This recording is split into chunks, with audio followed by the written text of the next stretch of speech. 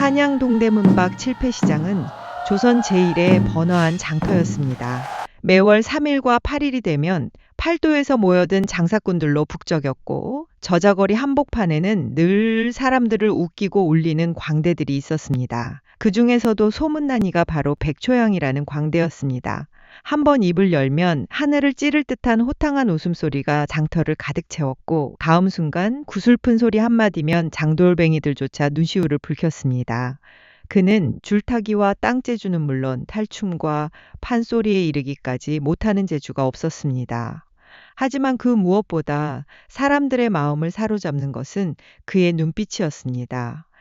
가난한 이들의 서름을 너무나 잘 아는 듯한 깊은 슬픔과 그 속에서도 꺼지지 않는 불꽃 같은 기운이 함께 깃들어 있었습니다. 장터 한편에서는 그 광대의 연희를 멀찌감치서 지켜보는 한 여인이 있었습니다. 고운 비단 장옷으로 얼굴을 가렸으나 그 행색만으로도 범상치 않은 양반가 부인임을 알 수 있었습니다. 그녀의 이름은 연화, 영의정을 지낸 남양 홍씨 가문의 적손 홍정민의 부인이었습니다. 남편은 한성부 판윤을 맡아 조정의 신망이 두터웠고 시아버지는 전 영의정으로 조야의 이름이 높았습니다. 그녀가 이 장터에 나온 것은 친정어머니를 뵈러 가는 길이었습니다. 하지만 무언가에 홀린 듯 광대의 노름판 앞에서 발길을 멈추었습니다.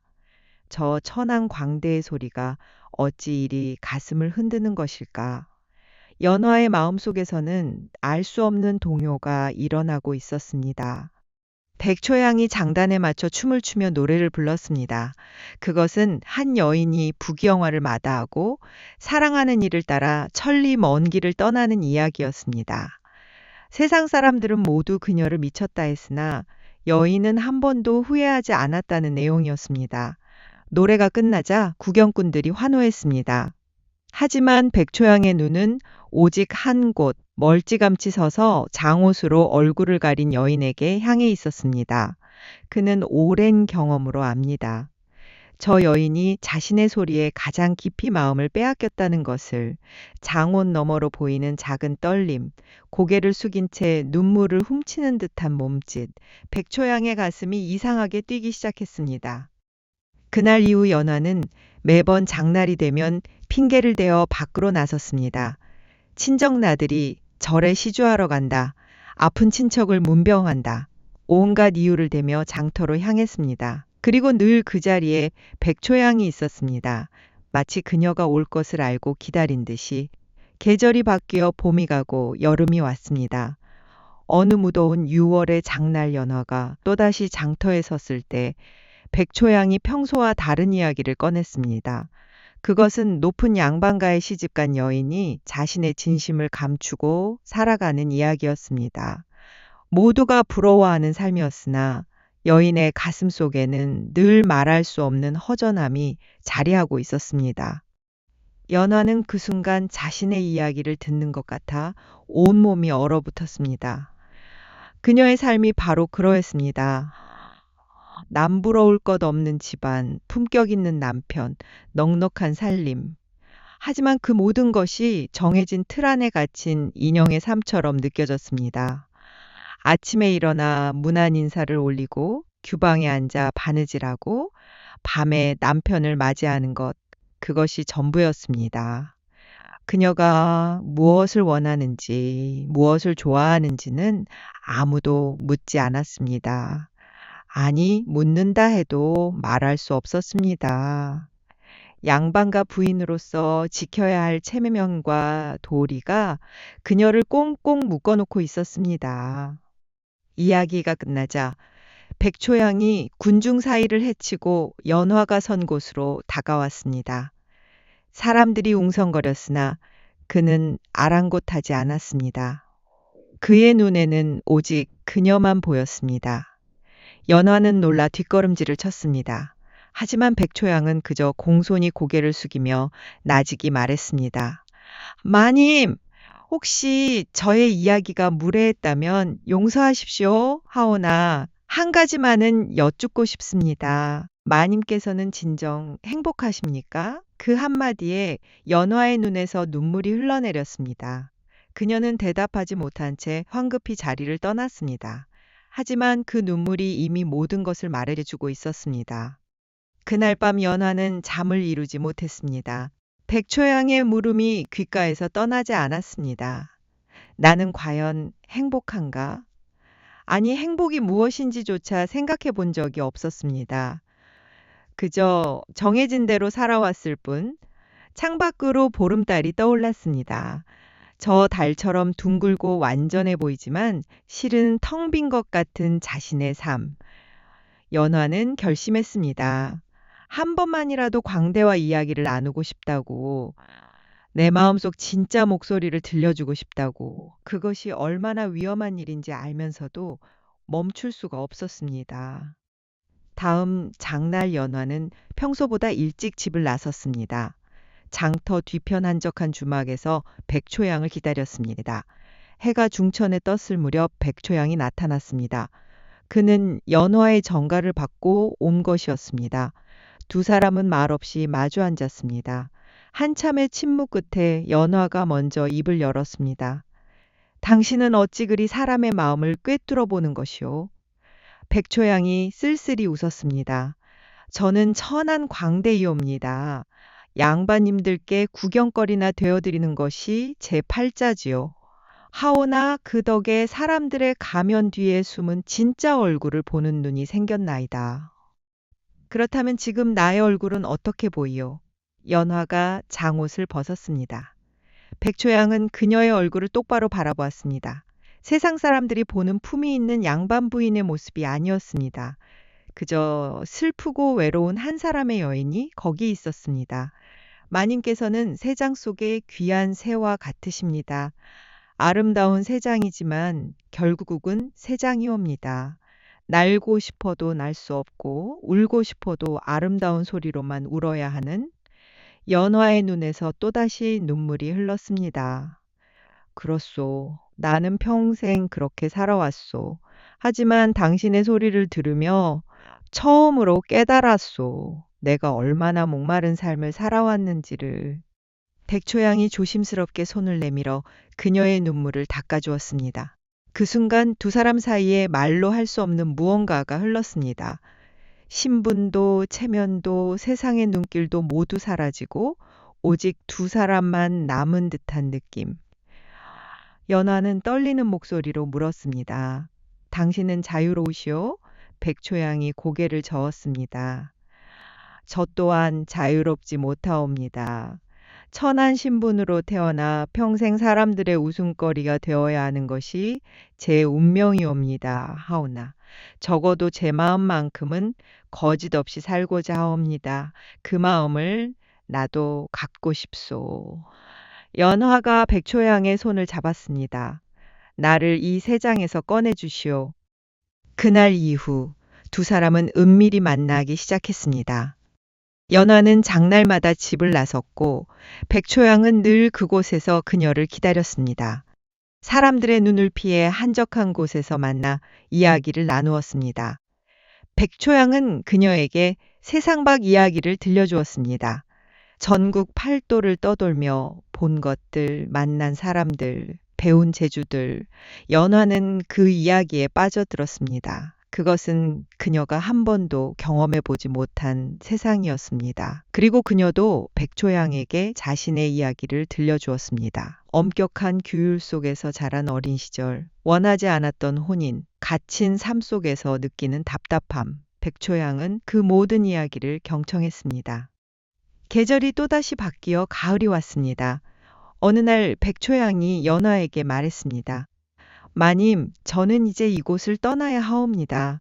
겨울이 오기 전에 남쪽으로 내려가 그곳 장터를 돌아야 하옵니다.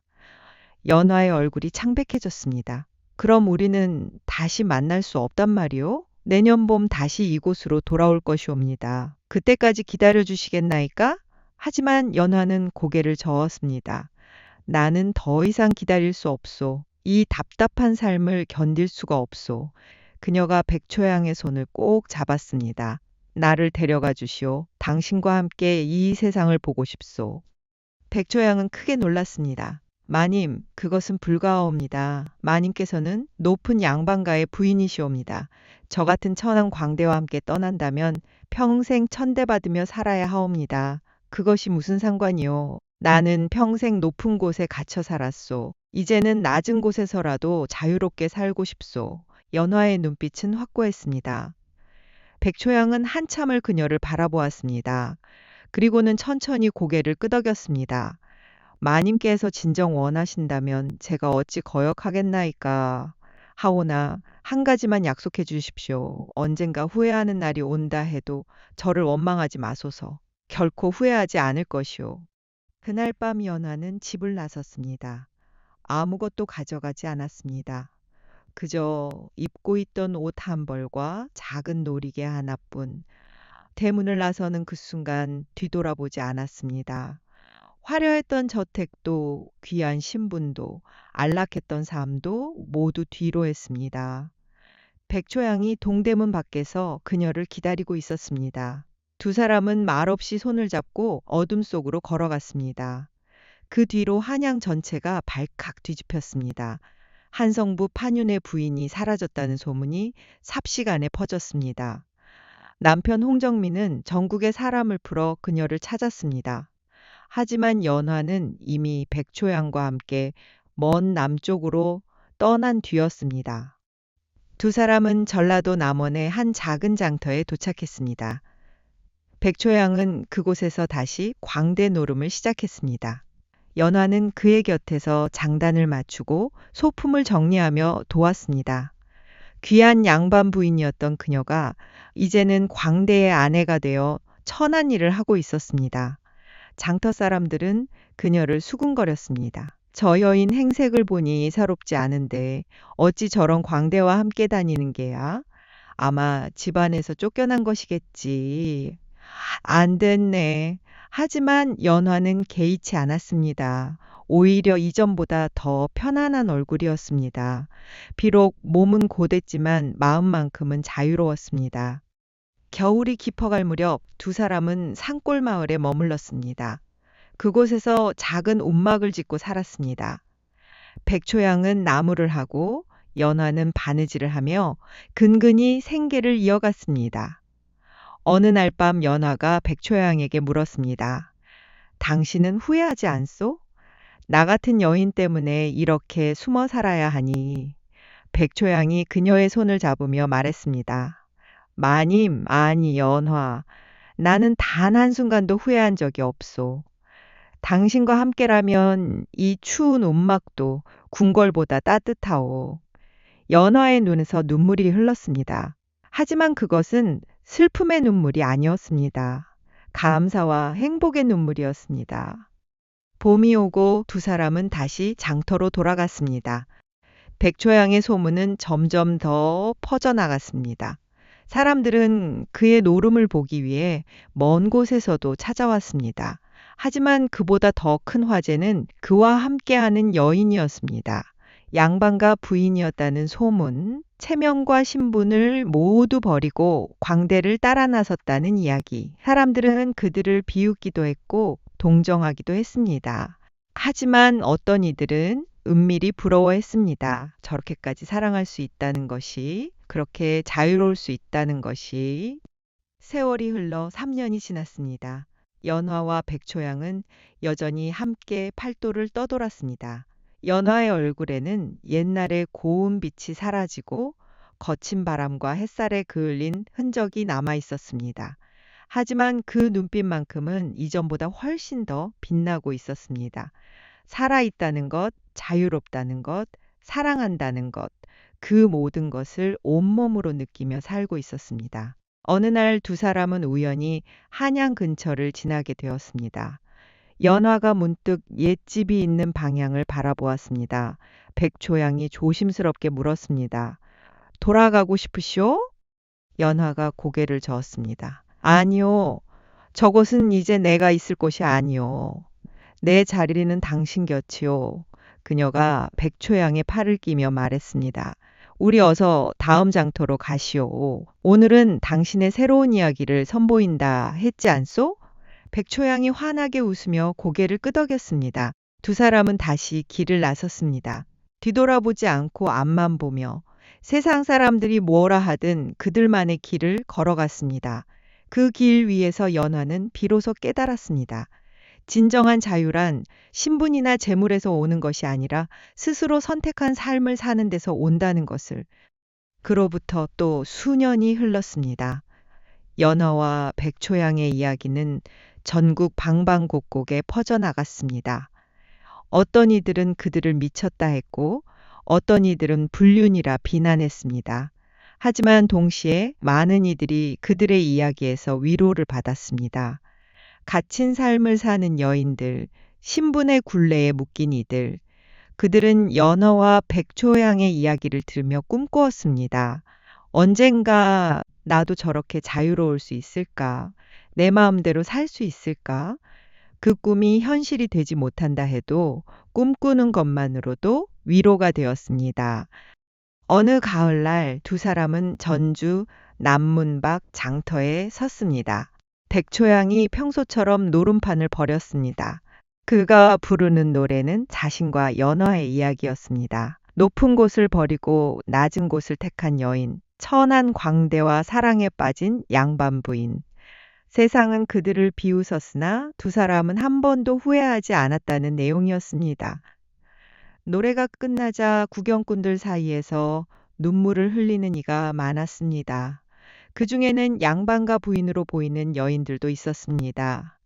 그들은 연화의 모습에서 자신이 갖지 못한 용기를 보았습니다.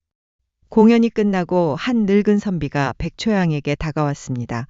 그대의 이야기는 참으로 파격적이요. 하지만 한 가지 묻고 싶소. 그 여인은 정말 단 한 번도 후회하지 않았다 하오. 백초양이 연화를 바라보았습니다.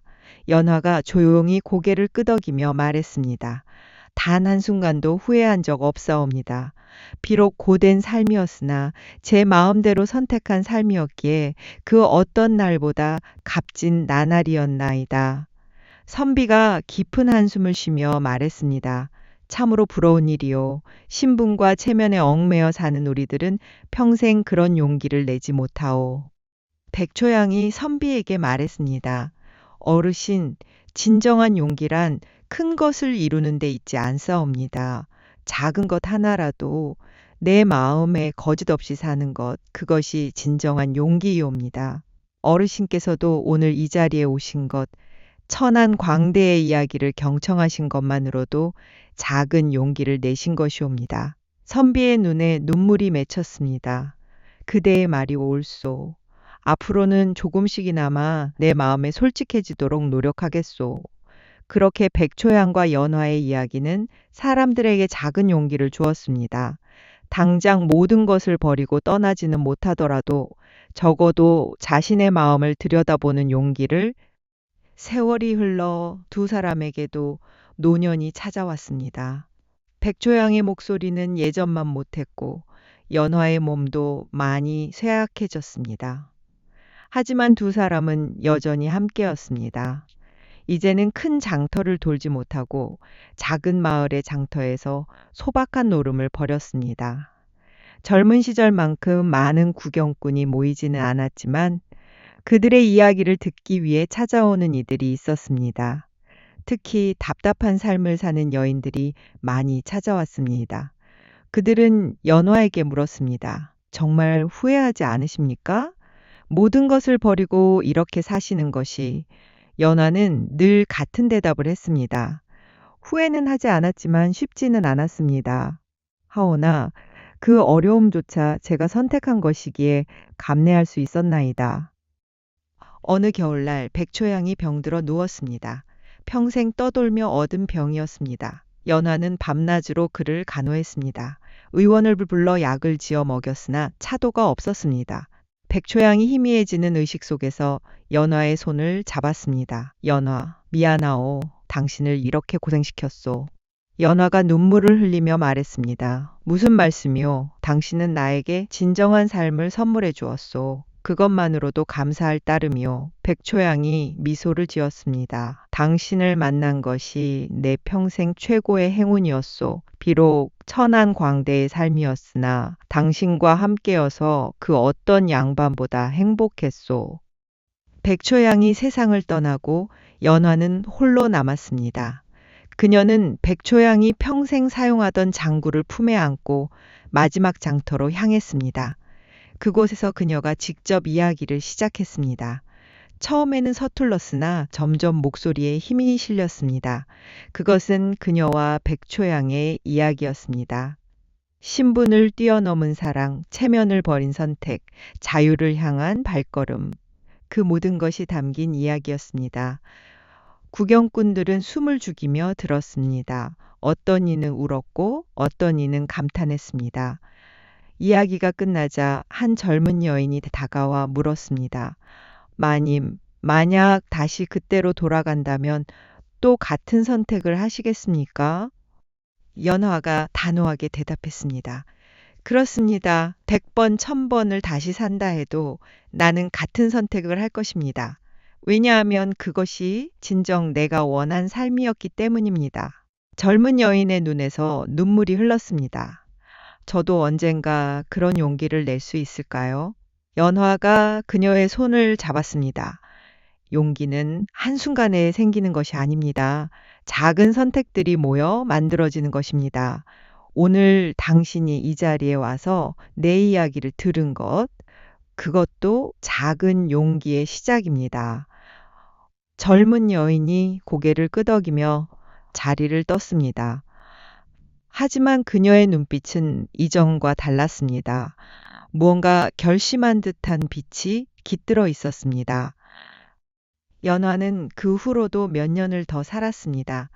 백초양 없는 삶은 외로웠으나 그가 남긴 것들이 그녀를 지탱해 주었습니다. 그의 이야기, 그의 가르침, 그와 함께한 추억, 그 모든 것이 그녀의 힘이 되었습니다. 그녀는 작은 장터를 돌아다니며 사람들에게 이야기를 들려주었습니다. 자유에 관한 이야기, 선택에 관한 이야기, 사랑에 관한 이야기. 그녀의 이야기를 들은 이들 중 일부는 변화했습니다. 어떤 이는 원하지 않던 혼인을 거부했고 어떤 이는 꿈꾸던 일을 시작했습니다. 연화의 이야기가 그들에게 작은 씨앗이 되어 싹을 틔운 것입니다.